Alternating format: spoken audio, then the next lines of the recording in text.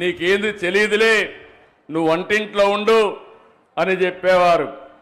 అప్పుడు నా ఆలోచనే డాక్రా సంఘాలు, మెప్మా సంఘాలను విజ్ఞప్తి చేస్తున్నా.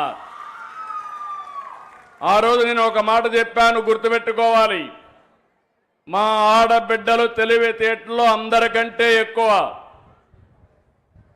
ఒక విధంగా చెప్పాలంటే ఈరోజు మీరు ఆర్టీసీ బస్సుల్లో చూస్తున్నారు. నేను ఆ రోజు ఉద్యోగాల్లో కాలేజ్ సీట్లో రిజర్వేషన్లు పెట్టాను, 33% పెట్టాను. ఆర్టీసీ బస్సుల్లో కండక్టర్లు, డ్రైవర్లు కూడా రిజర్వేషన్లు పెట్టాను. నా ప్రయత్నం ఫలించింది. కండక్టర్లు మాత్రం వచ్చారు, డ్రైవర్లు మాత్రం రాలేదు. తొందరలో ఆర్టీసీలో డ్రైవర్లుగా కూడా మా ఆడబిడ్డలు వచ్చే పరిస్థితి వస్తుంది. తొందరలోనే ఎలక్ట్రికల్ వెహికల్స్ వస్తాయి. స్టీరింగ్ దగ్గర కూర్చుంటే ఆటోమేటిక్గా డ్రైవింగ్ చేసే పరిస్థితి వస్తుంది. కాబట్టి మా ఆడబిడ్డలు పైకి వచ్చే అవకాశం వస్తుంది. ఆ రోజు నేను డాక్రా సంఘాలు పెట్టి అనేక విషయాలు మీకు నేర్పించాను. ఆఫీస్కి ఎట్టబోవాలో చెప్పాను, ఆదాయాన్ని ఎట్ట పెంచుకోవాలో చెప్పాను. మీరు రూపాయి పొదుపు చేయండి, నేను రూపాయి ఇస్తానని పొదుపు ఉద్యమానికి శ్రీకారం చుట్టాం.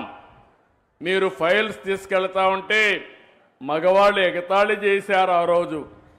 కానీ ఈరోజు నేను గర్వంగా చెప్పగలుగుతున్నా, ప్రతి ఒక్క కుటుంబంలో ఆ కుటుంబానికి ఆర్థిక ఆసరాగా తయారైంది నా తెలుగింటి ఆడబిడ్డలని మరొక్కసారి విజ్ఞప్తి చేస్తున్నా. సుదీర్ఘ ప్రయాణం. మొట్టమొదటిసారిగా ఈ రాష్ట్రంలో మనం గుర్తుపెట్టుకోవాలి, ఆడబిడ్డలకు ఆస్తిలో సమాన హక్కు ఇచ్చిన నాయకుడు నందమూరి తారక రామారావు గారు.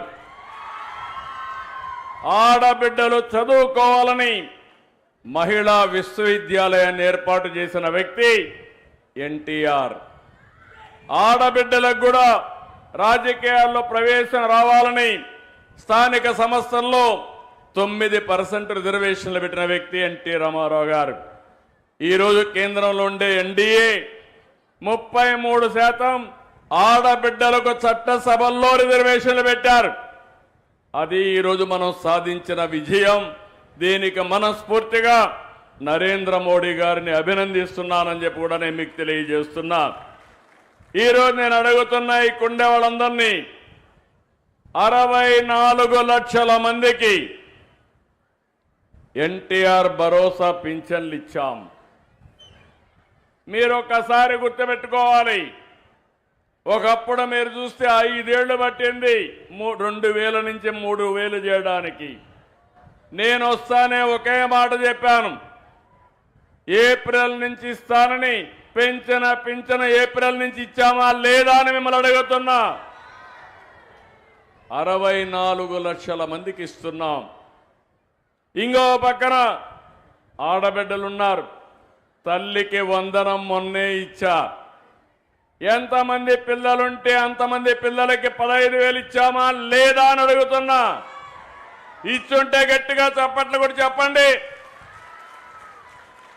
మీరు కూడా గుర్తుపెట్టుకోవాలి, ఏదో రాజకీయాల్లో మంచి ప్రభుత్వాన్ని అన్ని పనులు చేసినప్పుడు మాకు ప్రచారం చేసే బాధ్యత ప్రజలే తీసుకోవాల్సిన అవసరం ఉంది.